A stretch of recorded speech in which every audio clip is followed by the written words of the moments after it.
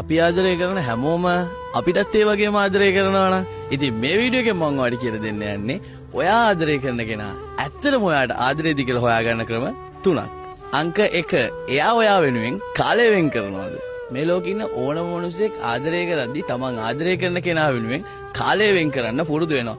නිතරම එයත් එක්ක ගැවසෙන්න හුරු වෙනවා. ඉතින් ඔයා ආදරය කරන කෙනත් ඔයා වෙනුවෙන් කාලය වෙන් කරනවා නම් ඒ කියන්නේ ඔයාට හම්බෙලා තියෙන හොඳ පාර්ට්නර් කෙනෙක්.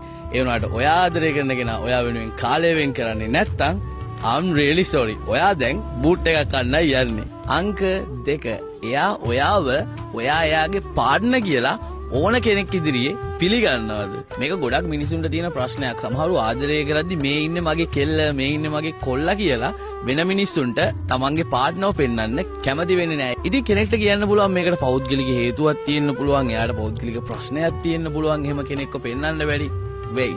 මම කියන්නේ ඔයා කෙනෙක්ට ආදරය කරනවා නම්, එයාත් ඔයාට ආදරය කරනවා නම් මොකටද ලෝකෙට පෙන්වන්න බය වෙන්නේ?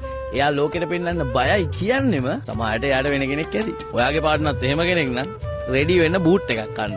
අංක 3ට යන්න කලින් මේ වීඩියෝ එක බලන් ඉන්න ඔයා මේ account එක follow කරගන්න. මොකද දැන් දිගටම පොඩිය live tips දාන්න යන්නේ. ඉතින් ඔයා පොඩියගේ live tips වලින් දෙයක් ගන්න කෙනෙක් නම් අනිවාර්යෙන් comment section එකේ දාන්න යන්නත් අමතක කරන්න එපා. ඒ වගේ මේ වීඩියෝ එක ඔයාලට වැදගත් නොවන එකක් නම් මේක වැදගත් වෙයි කියලා හිතන කෙනෙක්ට පේන්න මේක mention කරන්න. right?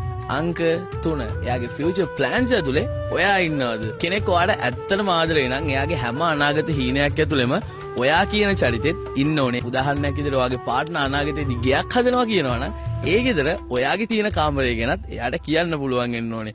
උදාහරණයක් විදිහට ඔයාගේ පාර්ට්නර් වාහනයක් ගන්නවා නම් ඒ ගන්න වාහනේට ඔයත් කැමතිද කියලා අහන්න ඕනේ. මොකද ඔයාවත් එයාගේ ෆියුචර් එකේ කොටසක් කරගන්නවා කියන්නේම එයාට ඔයත් එක්ක දිගු ගමනක් යන්න ඕනේ කියන එක. ඉතින් ඔයාගේ පාර්ට්නර්ත් එහෙම කෙනෙක් නෙවෙයි නම් ඔයා බූට් එකක් ගන්න යන්නේ. So thanks me later.